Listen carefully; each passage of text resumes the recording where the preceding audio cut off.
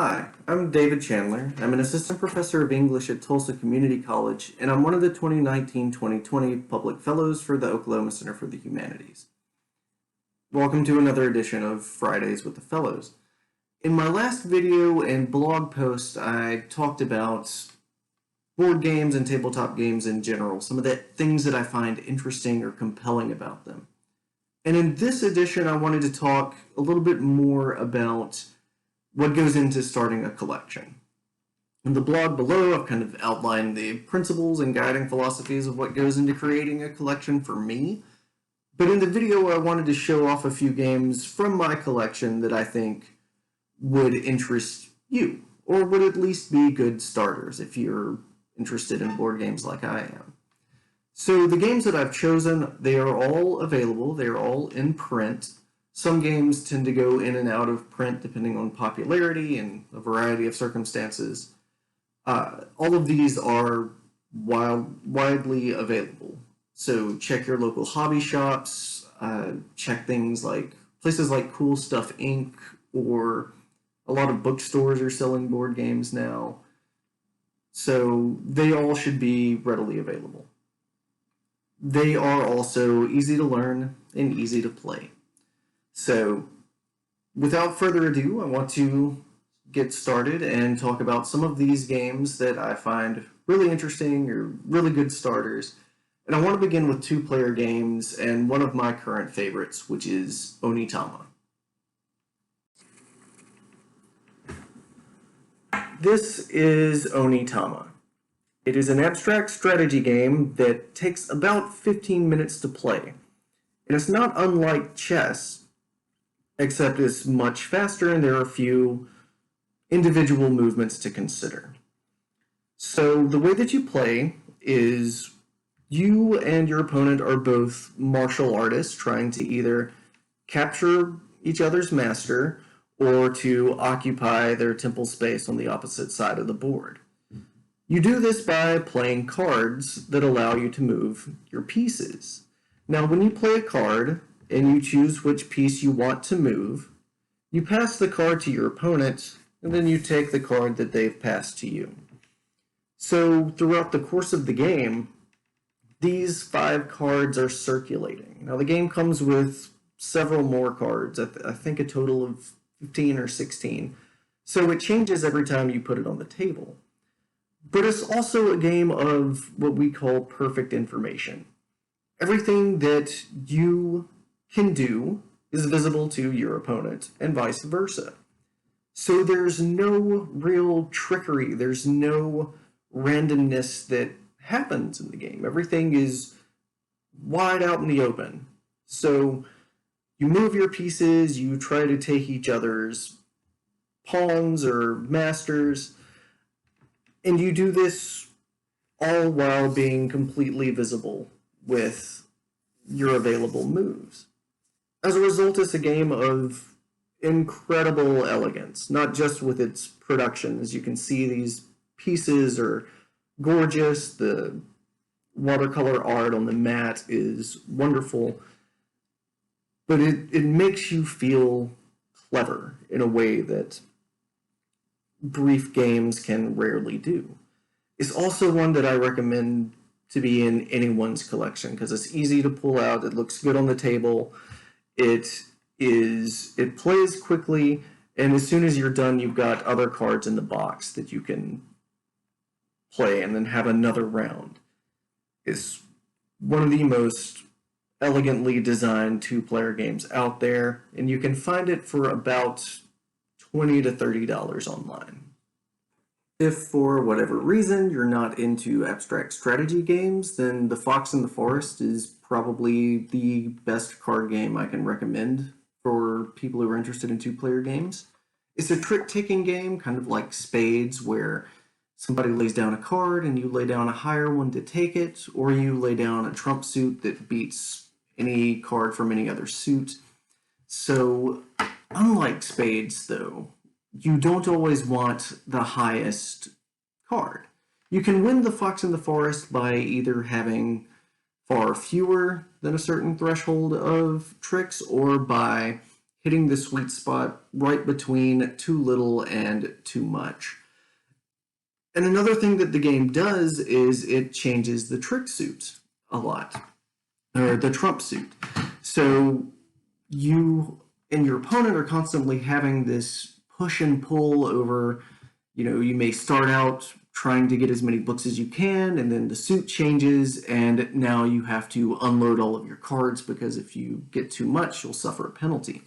It also has some of the most gorgeous fairy tale art in the game that kind of sells itself in being just this really pleasant, welcoming game, while the game underneath it can get kind of mean. It plays in maybe 20 minutes for usually a game will take about 3 or 4 rounds, but you'll knock it out in 20 minutes. It's also quite cheap. $10 for one of the best small box card games out there is pretty hard to beat. So you can find it between $10 and $20. I think I got my copy for $15. Board game prices tend to fluctuate depending on availability. But yeah, Fox in the Forest is a dynamite game that can belong in anybody's collection. Moving on, the next type of games I would like to talk about would be micro games. These are small box games that are anywhere from $5 to $15. And I want to start with my favorite, which is a small game called Love Letter. I showed this in my last video, but I want to talk about it a little bit more in depth because with only 16 cards, this game has become one of my favorites to bring to the table and to introduce to people. Your purpose in the game is to get a love letter to a princess, but the game in practice involves a lot of social deduction, finding out who has which cards, and making sure that when the game ends, you're either the last person in the game or you have the card with the highest value. Now what that looks like is you will have one card in your hand, you'll draw one, and you'll choose one of these two to play. Then it'll pass to the next person. All of these cards are designed to either protect you or give you a high number for your cards or to deduce what everybody else at the table has. So if you play, for instance, a card that is a guard, you get to guess which card somebody has, and if you're correct, they're out of the game. So you could be the last person standing. Love Letter is a great game to take anywhere. It is infinitely portable because it is so small. If Palace Intrigue really isn't your thing and you want something a bit meaner, you might want to give Coup a shot. It's another small box game for around $15 where everybody plays these corporate entities in the far future and you're trying to eliminate your competition by staging coups. You take turns drawing money from a pile, and you have 2 cards in your hand. Now these cards allow you to do different things. For instance, the Duke can allow you to take 3 coins from the treasury, and if you have up to 7 coins, you can stage a coup and eliminate one of your competitors. The trick is that this is a bluffing game. So you can use the ability of any cards that are out there because your hand will be face down and nobody knows exactly what you have in your hand. It's a game about lying, and if you're caught in the lie, you're appropriately punished.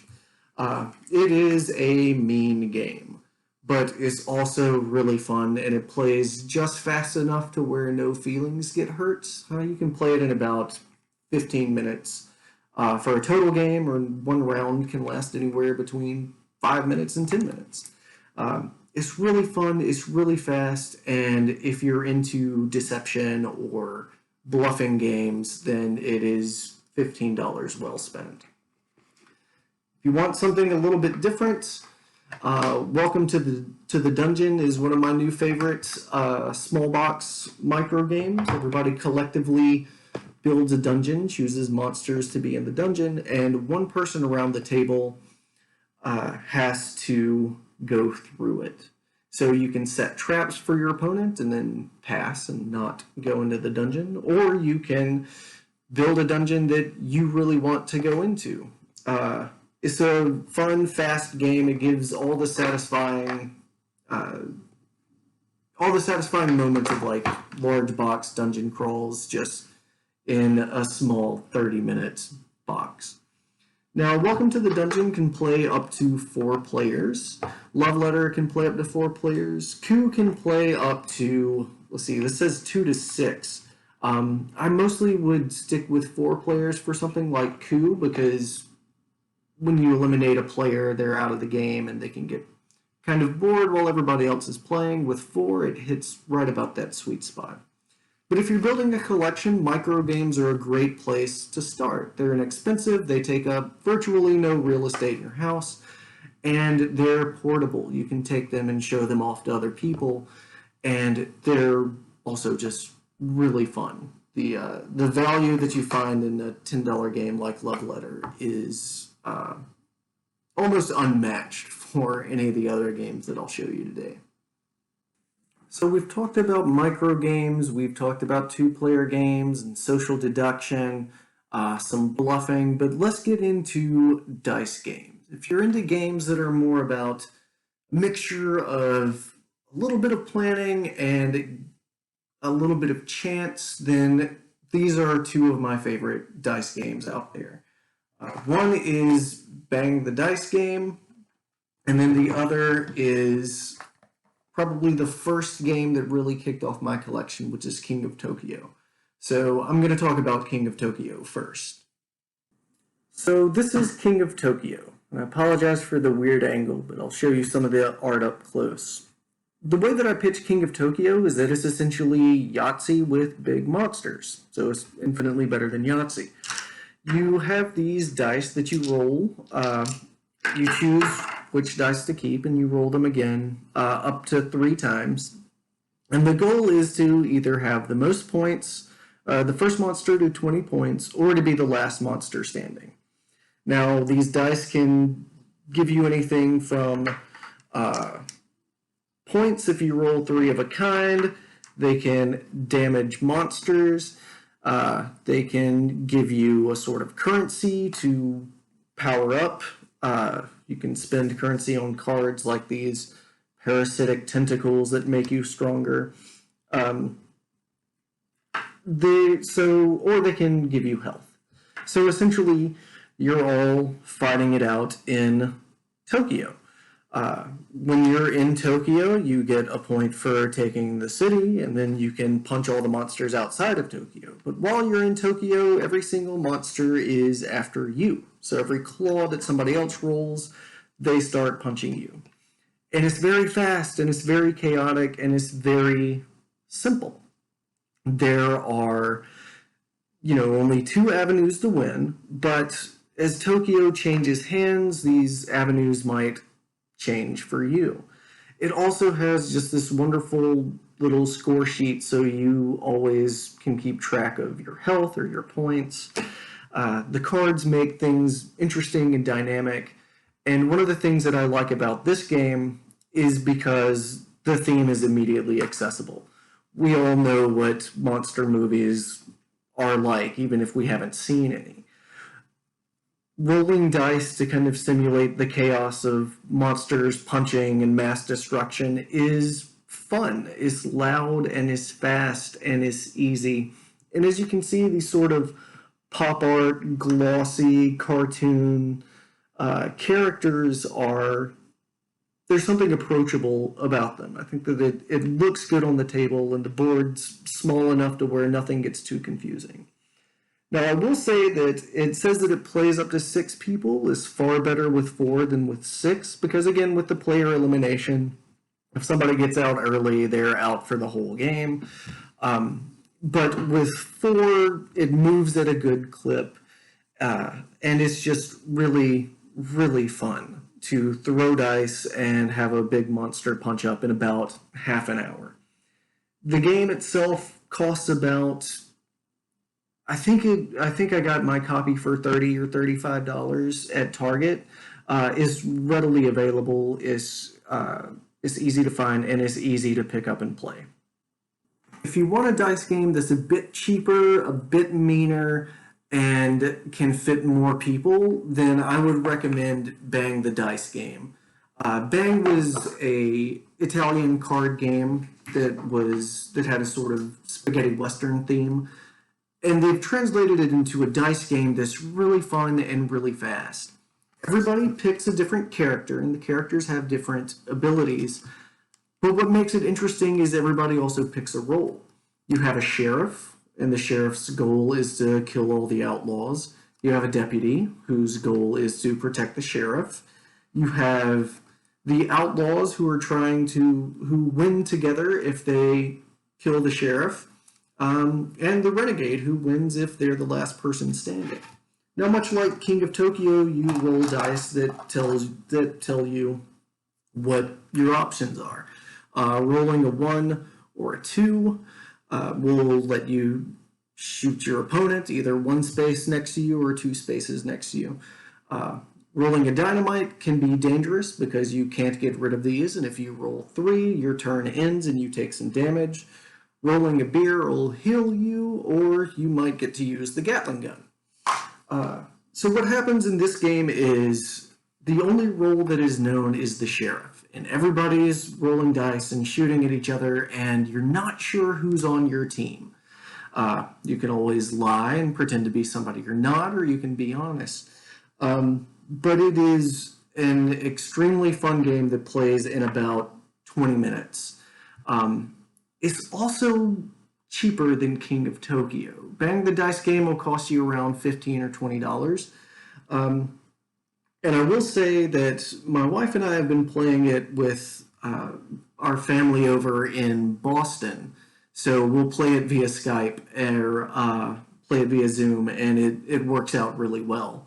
So if you want a sort of dice game that's a bit faster, that's also a bit meaner because you're targeting your opponent directly rather than just throwing monster fists around, Bang the Dice Game has my recommendation.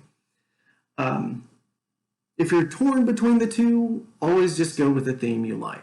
If monsters are more of your interest, go with King of Tokyo, or if you really like the Man with No Name trilogy, go with Bang the Dice Game. They're both great. They both offer kind of different experiences, but I highly recommend either of them if you're looking for a dice game to fill out your collection. The last genre that I want to talk to you about to round out your collection is in the cooperative game genre. These are games where everybody at the table works together to accomplish one common goal. And if you're stuck in quarantine with another person or a few people and you don't want to play games that have you constantly fighting against each other because emotions are high, I highly recommend cooperative games. They give you the chance to engage in a type of play that maybe not a lot of other board games allow you to. You're all working together, and they're often more like puzzles than they are active, combative games. So I want to talk to you about 2 different franchises that have had a lot of success in the board game world. And these are the Sherlock Holmes Consulting Detective games and the Pandemic games. So let's start with Sherlock Holmes.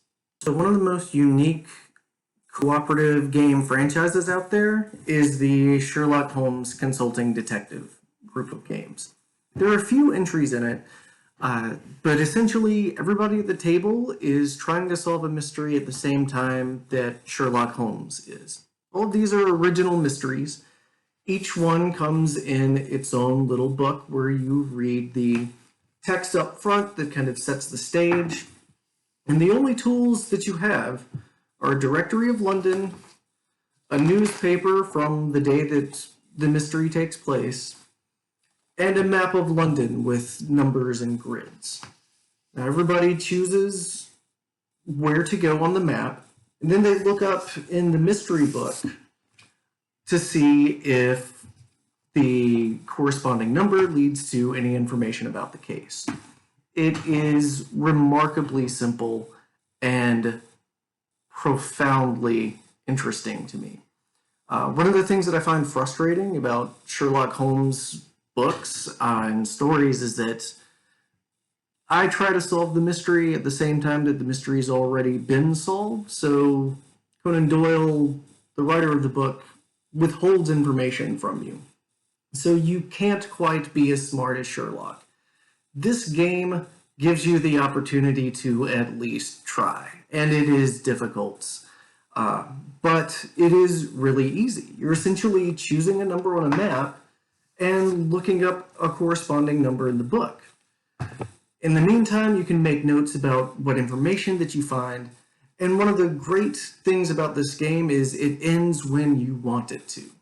If you're tired of looking for clues, if you think you've got enough information to go toe-to-toe with Holmes and your mystery, you can end it and flip to the back of the book to see how well you did.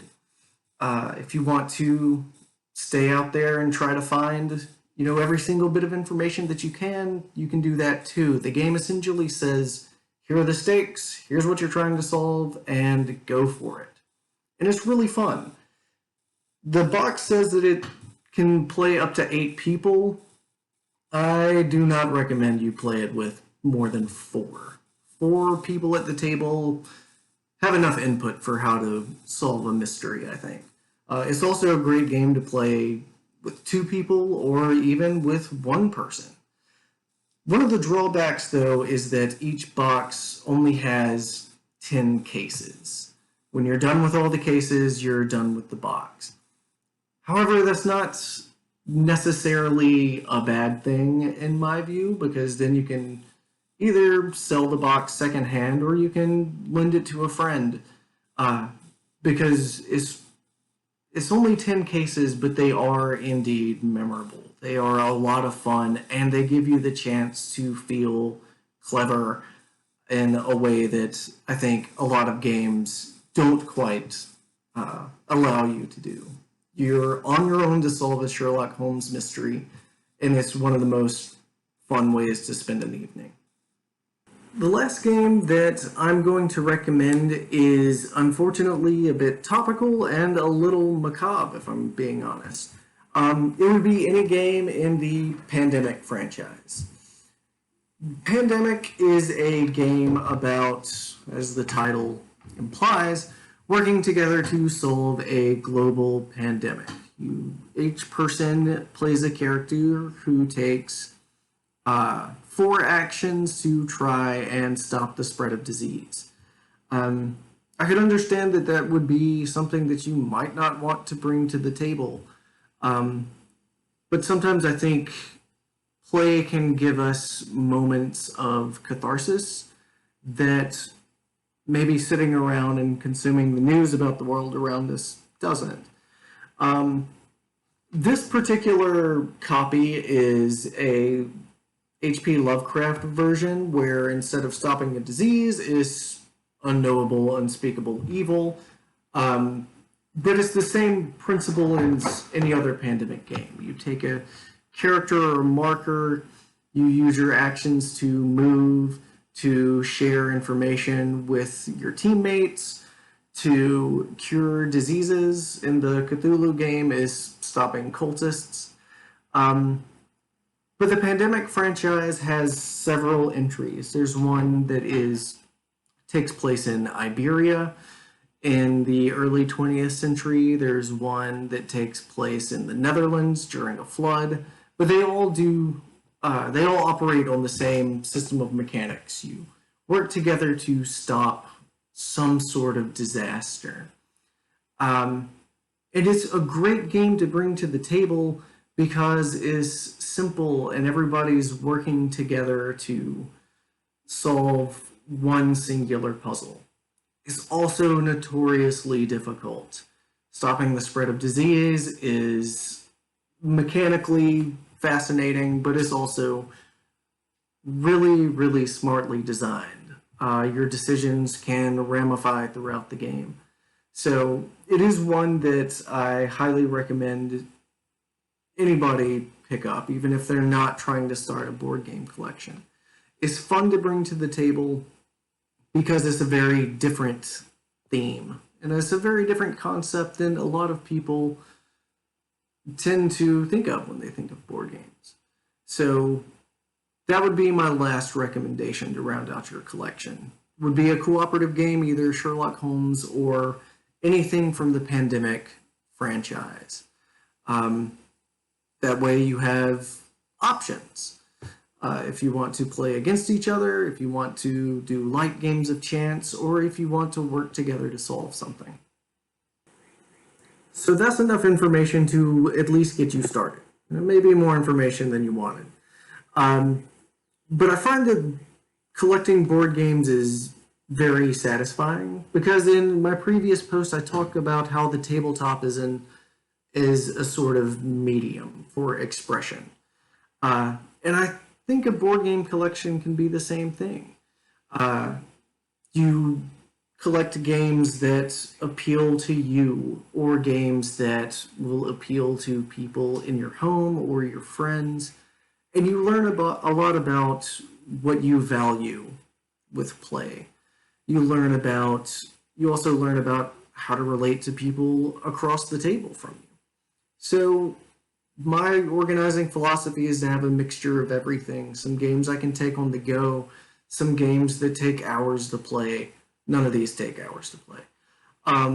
Or games that you can work together with a group, or you can be really aggressive toward each other, or just fun light games of chance. They're all out there, and the information is pretty easy to find. So I hope you read the blog below that will kind of help you get started on your collection. And as always, happy gaming and stay safe.